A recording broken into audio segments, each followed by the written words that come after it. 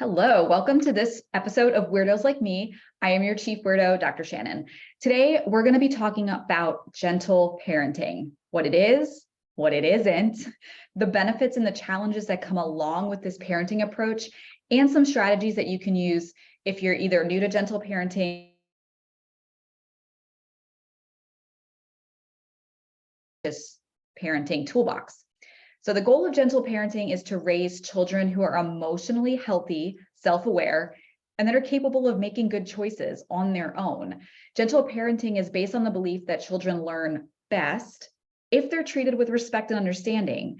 This means that you have to place importance on communication, empathy, and connection with your child.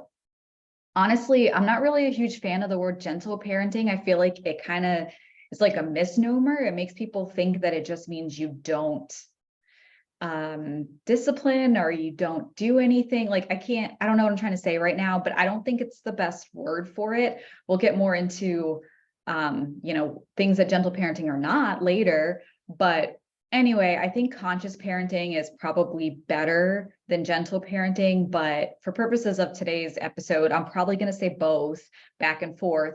They mean the same thing in my brain. So anyway, and gentle parenting is like this buzzword that everybody has been talking about recently. So I'm going to also use that word so that people get what I'm talking about. Now, in terms of some of the benefits for gentle parenting, there are a lot.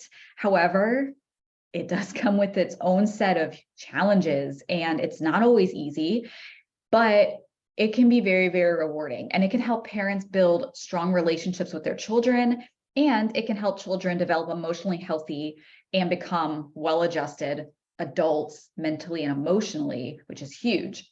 So we're going to talk about some tips about how to overcome some of these challenges a little bit later in the episode. All right, going into the goals of gentle parenting, I think it's really important to know what your goals are and what your outcomes are as you're going through a journey like this. So number one, you want to build a strong and secure attachment between you, the parent, and your child. Another goal of gentle parenting is to teach children how to manage their emotions in a healthy way and to help children develop a sense of self-worth and self-confidence via knowing how to manage their emotions in a healthy way. So these all kind of build on each other as you're going to see us going through here. You also, or a goal I should say, is to teach children how to make good choices and to solve problems. And teaching children self-regulation and problem-solving skills is so important, because I think there's a type of parenting where you're telling your child what to do. And don't get me wrong, you have to tell your child what to do as they're learning things.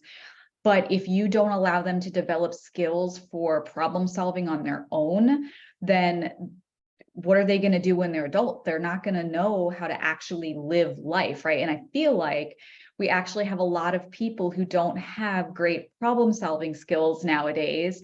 And now that they don't have people telling them what to do step by step, they're just kind of lost. And I think that's also part of what is making this whole social media culture so huge, is people are seeking people to solve their problems for them because we're lacking those problem solving skills on our own. Now, when it comes to discipline for gentle or conscious parenting, it avoids traditional punishment, and then it focuses on helping children understand why their behavior was wrong and then how to make better choices in the future. So it doesn't not have disciplinary action. That was terrible grammar, so I'm sorry for that, but I hope you get what I mean. There is discipline involved with gentle parenting, but there's an outcome goal to make children understand why what they did was wrong, how to correct it, and how to make better choices in the future, which I think is huge. What's the point of punishing somebody for the sake of punishing somebody if they're not learning from it, right? Another goal is to create a positive and a nurturing environment for the children that you're parenting to grow and learn, which I think is huge. Oh, I just about knocked my coffee over here. You can see the camera is like moving. Sorry, almost a disaster there. All right, so anyway, back on track, Shannon, let's go. Gentle parenting as this buzzword that's been going around has this connotation, like I was saying, that you don't discipline or you allow your child to do whatever they want. Okay. Let's go into what gentle parenting is not. Gentle parenting is not permissive parenting. Those are two totally different parenting types. I say two, and I'm holding up 4 fingers. Oh my goodness. All right, two totally different parenting types.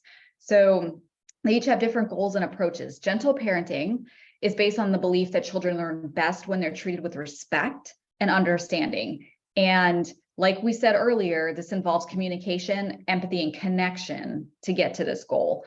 So if you are gentle parenting, you're setting limits and boundaries, but you do so in a respectful and an understanding way, right? You also focus on teaching your children how to manage their emotions in a healthy way versus permissive parenting is a style that's characterized by lack of structure and boundaries. Okay, total opposite, right? Permissive parents a lot of times will give their children too much freedom and they don't set clear expectations. And this kind of backfires, right? This leads to children who are disrespectful, impulsive, and have difficulty following rules. I'm not saying that you need to create a child that follows all the rules, checks all the boxes, and doesn't think outside of the box.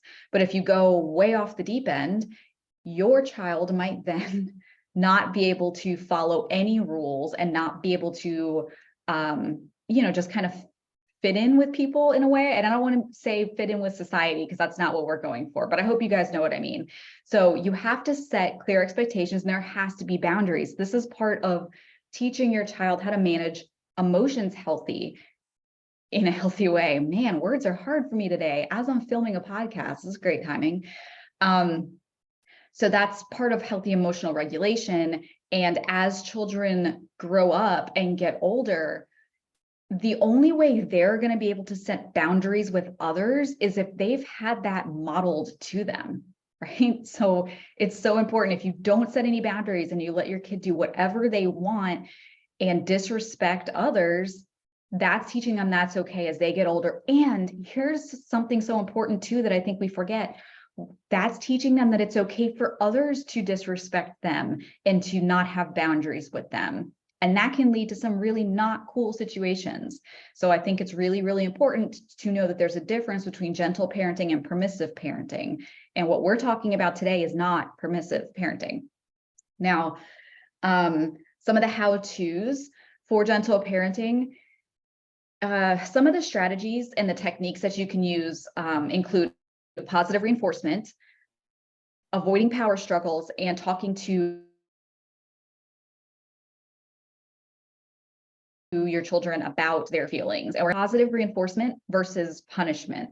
So this can be used to encourage behaviors that you want in your child.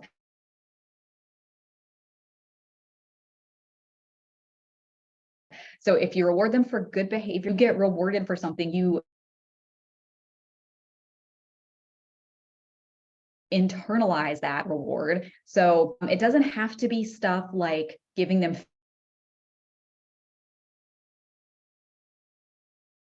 food or buying them things. If kids start associating positivity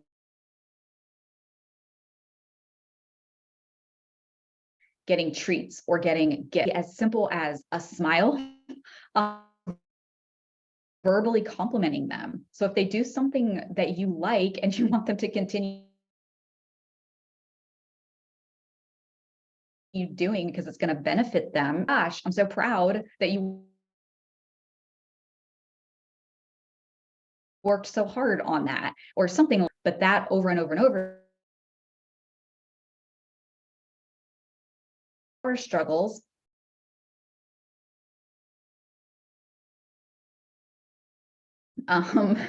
This is really hard. My daughter is 3. So if you toddler, this is like yep, I'm just going to say it like that. I don't even know what to say. So when parents struggle, it ends up creating a negative and a stressful environment. So gentle parenting tries to avoid the power struggles by redirection, right? So they are doing something that you don't want them to be doing, use something distracting and try to redirect them into a different behavior.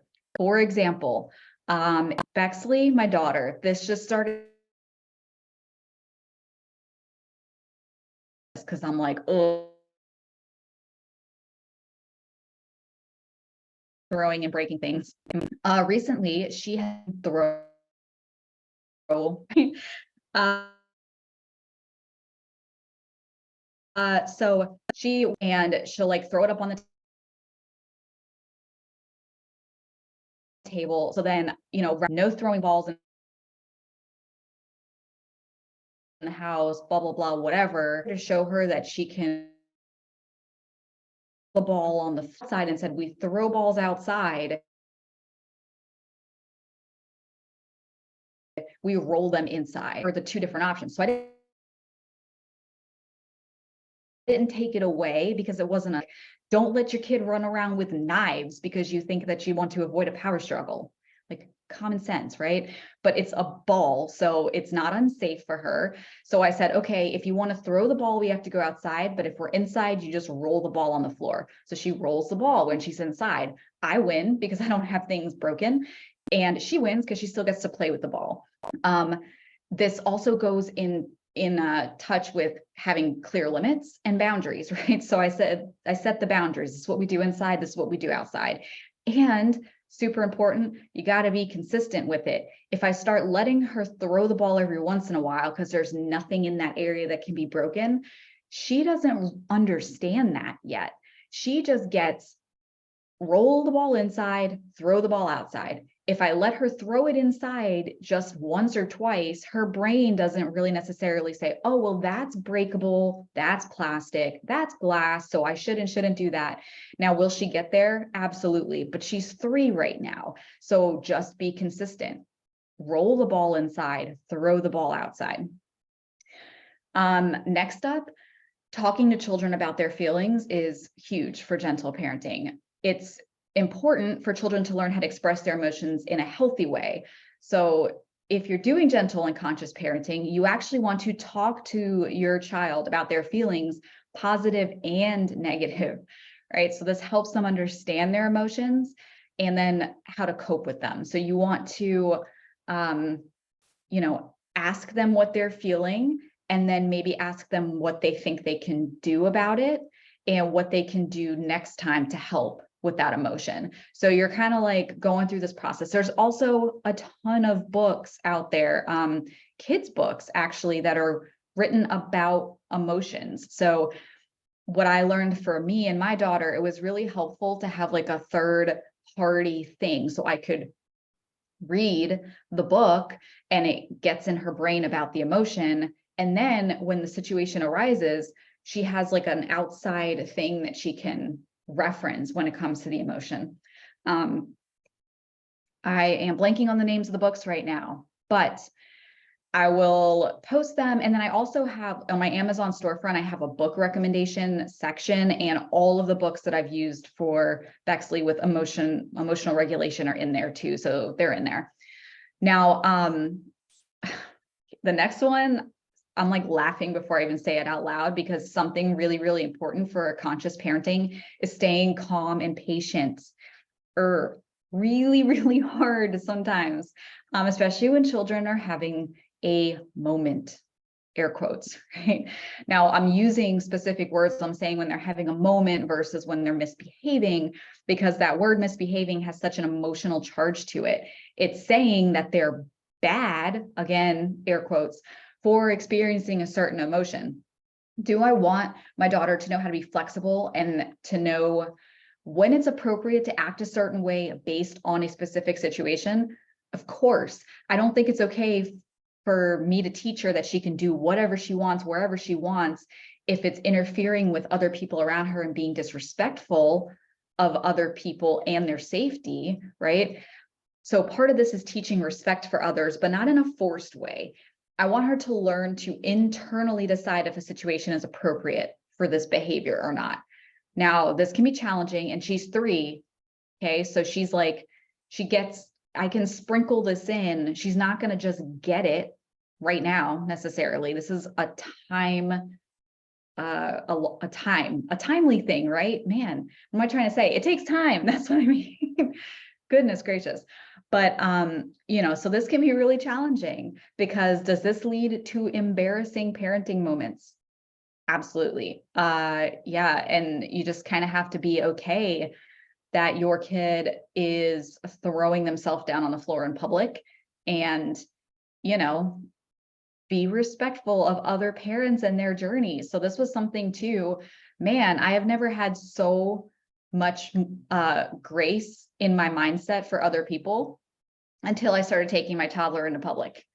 Because if you see other parents and something is happening with their kid, like, it is not our place to judge, because honestly, if I see a parent letting them have the emotion and staying calm and patient and then helping to regulate that, I'm like, oh my gosh, that is amazing. And like, how strong is that parent that they can sit there with all these other people staring at them while they're actually helping to calm their child down, whether that's by, having their child breathe with them, waiting till the child gets the emotion out before they try to talk to them, because you can't really tell a child what to do in the middle of a huge emotional reaction. They're just not getting it right.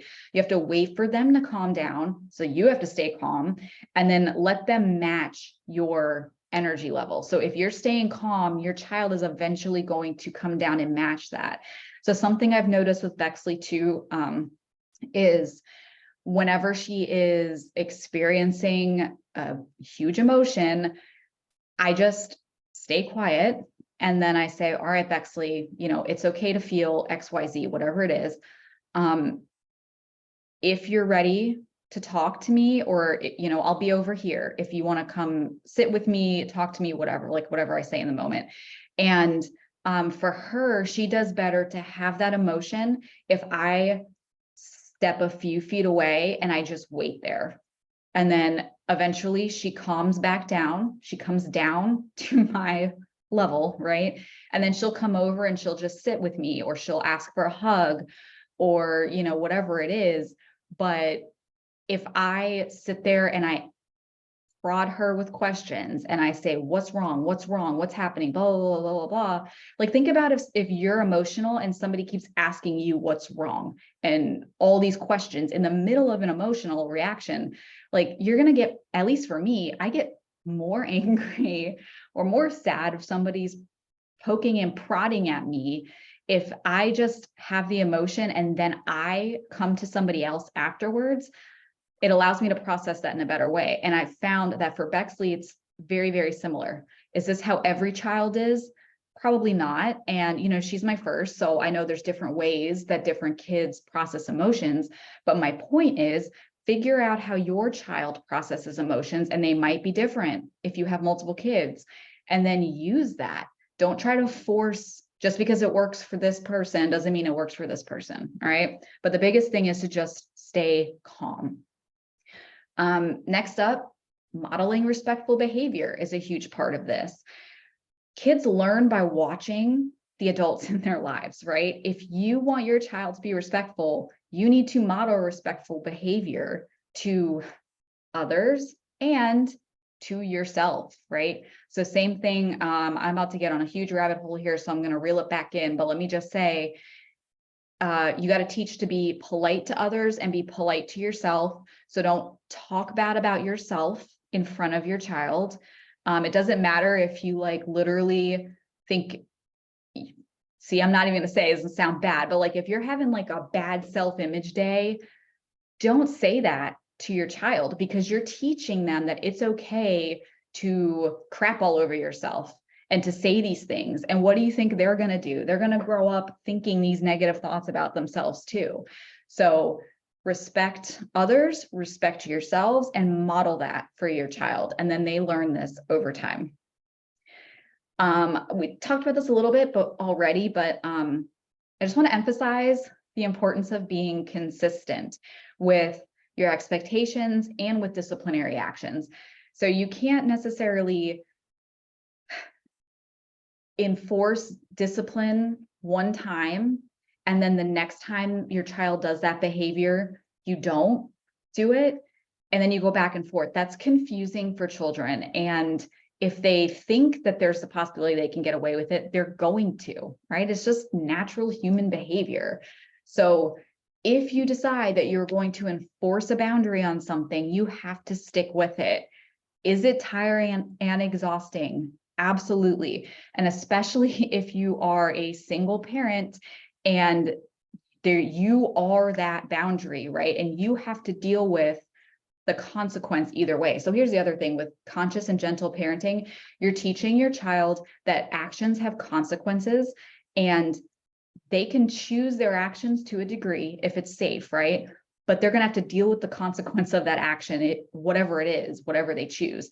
Same with you.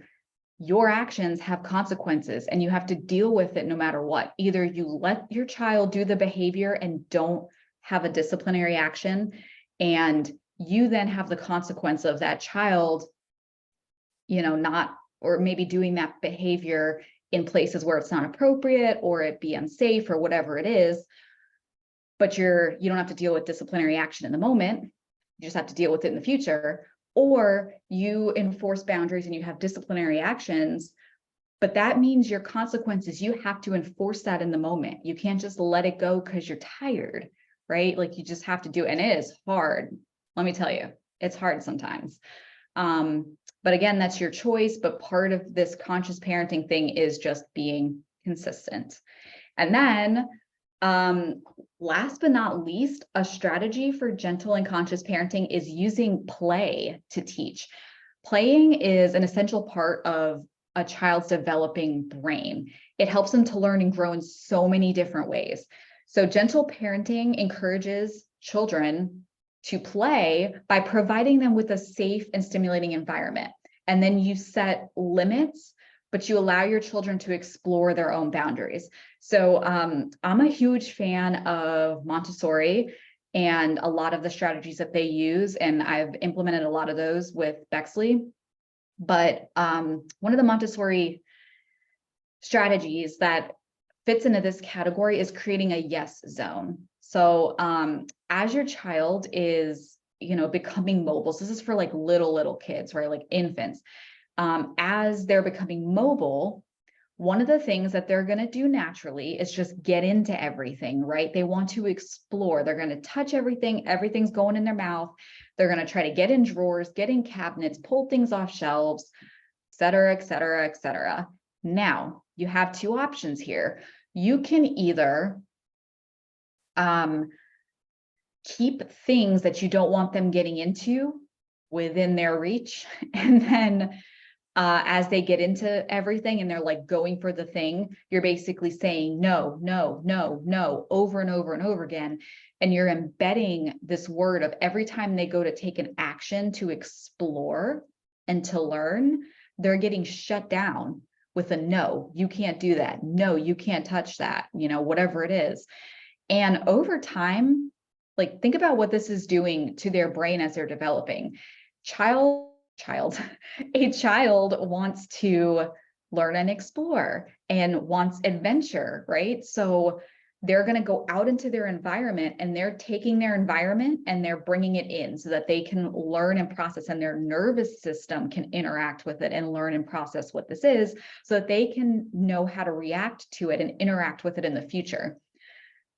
If every single time they take a leap of faith to explore something and they're being told no, over time, this is going to actually dampen their ability to want to be adventurous, because their subconscious is going to say, hey, every time in my past that I've reached out to try to do something, I've been told, no, you can't have this, you can't do this.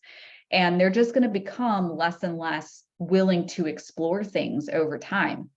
So you can do that if you want, or you can go with creating what I was just talking about as a yes zone, where you create the environment to where they can explore safely and you don't have to say no to everything. And this actually makes the word no more powerful, Because if your child isn't hearing you shut everything down that they're trying to do, when you actually say no to something, they're going to know it's legit, it's important. So, for Bexley, we lived in an apartment with this open floor plan. So I couldn't really shut off or separate, I should say, like the kitchen from the living room. So what we did is we got this big like play pen area, and we put that in the living room, and then we put a bunch of stuff inside of it.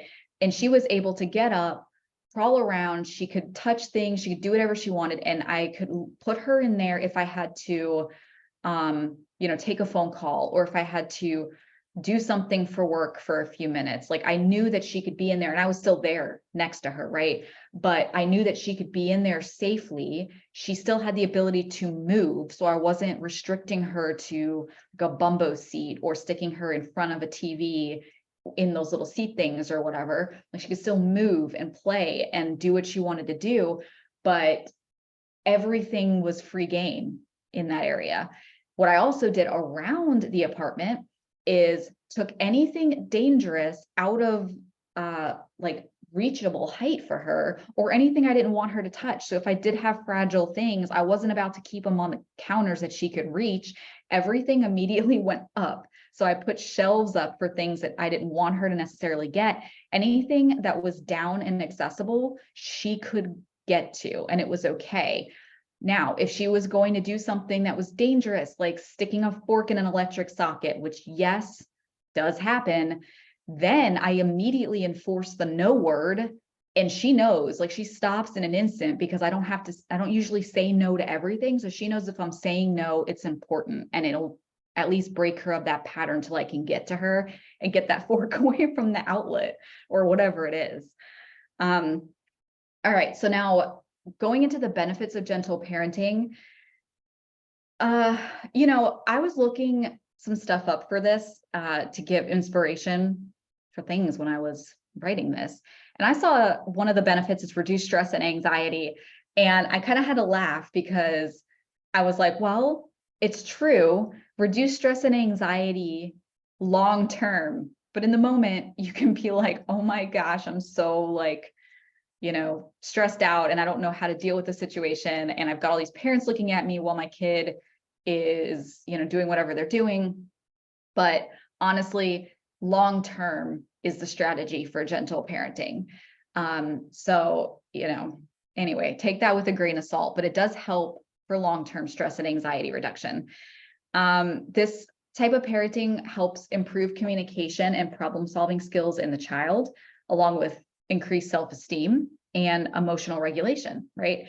It teaches kids how to communicate their needs and feelings in a healthy way, and then teaches them how to solve problems independently. So that's one of the biggest things too, is do you want your child to be able to feel an emotion, know how to communicate it, and know what to ask for to help solve that issue? I think that's huge. And I'm starting to see little sprinkles of that happening with Bexley, and she's 3, right? So this obviously means it's been like a 3-year process, and I'm starting to see her come into things where she's telling me that she's sad, or she tells me that she's angry, or that she's scared. And then I ask her, why, what happened? She tells me, and then I say, okay, well, what can we do to help with that emotion? And then she'll tell me something that she wants to do, and then we'll go do it. And so it's been a 3-year process, and she's starting to show some of those signs, right? So again, long-term, you just got to do it consistently. It also helps build better relationships with you and your kid, which just is going to help. I mean, I don't even know what else to say about that, right? Like, it's just going to help a better relationship, but she doesn't want that. Now, some challenges, again, staying calm and patient in the moment, hard, but worth it if you can do it. Setting limits and boundaries, and reinforcing the consequences. Okay, so again, gentle parenting is not permissive parenting. You do have to set limits and boundaries. And then another challenge is keeping the perspective of mindfulness. And I mean, mindfulness for you as the parent. So paying attention to what's happening in the moment without judgment, and then using that to help better future situations. So always take what just happened and think about, well, what can I do differently next time that might help? It's the same thing you say to your kid, right? What can we do better next time? Do the same thing for you. Just be mindful about what it is. And it's okay if you mess up. There's this thing, it's called life. You just mess up all the time. Like, the good thing is you just get back up and you try again. Kids are resilient. They're forgiving. Just get back up and try again. It can also, meaning gentle parenting, can be time consuming. It means it requires you to be so present and so engaged with your child, which, if you're busy or you're stressed or you're a single parent, it can be really, really hard to stay calm and patient when something is happening, because you've got a list of 30 other things that still need to occur. And, little Johnny is refusing to go potty, or before you're late for your appointment, before you get in the car, whatever it is. So it can be really hard. I always build extra time into my day for this. So I know that things are never going to go 100% to plan when you're dealing with a toddler, right? So I build it in. If I need to be somewhere at a certain time, I build an extra 15 to 20 minutes into my routine with Bexley for big emotional moments, okay? And if she doesn't have a big emotional moment and we just somehow smooth sail through it all, then I have an extra 15 minutes back in my day that I can do whatever I want with. I can sit and drink my coffee after she's dropped off, or I can do whatever, right? Or I can listen to a couple extra songs in the car. So build it in, it's going to happen. And then you can be more calm in the moment, because as they're having this moment, you have the time to deal with it.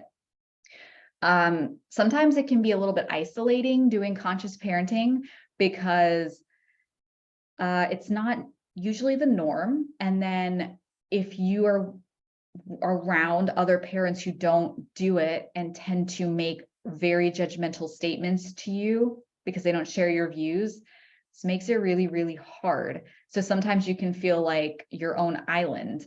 So it's really important to find support and, from other parents who are doing it as well, which is actually the next thing we're going to talk about, is how to overcome some of these things. Find a parenting community that does the same things you're doing. Or here's an even better idea. Find a parenting community that parents how you want to parent, right? So you come into it and you can raise up to the level of parenting that you want, right? Not necessarily doing what you're doing if you don't like what you're doing, if that makes sense. There are in-person ones and there are online ones. I mean, there are so many Facebook groups for conscious and gentle parenting, and you can get some great advice from those groups. And you can also talk, and you feel like you're not your own island anymore. There are other people doing this with you.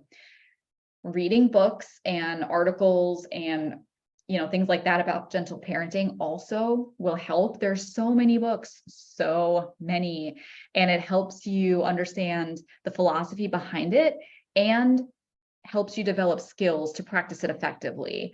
A few of my favorite ones are No Drama Discipline and The Whole Brain Child by Dr. Siegel and Tina Bryson. And then How to Talk to, or wait, what is it? It's How to Talk So Kids Will Listen and Listen So Kids Will Talk by Adele Faber and Elaine Maslish. I wrote these names down because I don't remember them. And honestly, I'm probably butchering their names, so I'm so sorry. The Conscious Parent by Dr. Tazaberry. That's so wrong. That's so wrong. So I don't even know why I'm saying her name right now, but it's called Conscious Parent. The Danish Way of Parenting by Jessica Alexander and 1, 2, 3 Magic by Dr. Phelan are my go-to recommendations for some really great gentle parenting books. And if you didn't get the names in the podcast, they're all linked on my book recommendations on my Amazon storefront. So they're super easy to find. Now, again, overcoming challenges, be patient, be persistent. Be patient with yourself, be patient with your child. You're both learning and growing in this experience. So if there's anything that conscious parenting teaches you, is that you are also learning and growing. Your kids come to teach you lessons, right? The lessons that you need to learn. So just be okay learning the lessons, as painful as they are. And then in those really hard moments, just remember the benefits. It helps you and your child foster a sense of self-regulation and emotional intelligence, which is huge. So just remember these in the hard moments. All right. So again, gentle parenting is an amazing parenting technique, but maybe not for everybody. And that's okay. Sorry, I'm getting if you're watching me right now, I'm sorry about the camera moving so much. I'm just getting into this and I'm literally knocking my computer over. Anyway, it's important to know that there is no one right parenting style. I mean, everybody's going to have their own unique flair and flavor to parenting. So I think it's super important to learn as much as you can about different parenting techniques and then use what works for you and your family. All right. Thanks for listening to this episode of Weirdos Like Me. If you are not already in the Weirdos Like Me Facebook group, go ahead and join so that we can continue the conversation. And if you enjoyed this episode, subscribe to the channel so you don't miss anything in the future. We also appreciate ratings and reviews. And by we, I mean me. I don't know why I'm talking in the third person right now. And your support helps me keep creating free content for you. So you can also find me on social media at Weirdos Like Me at TikTok. And then I love interacting with my listeners on TikTok. So make sure you follow and say hello. All right. So for now, that's a wrap. I am your chief weirdo, Dr. Shannon, and I will see you on the next episode of Weirdos Like Me.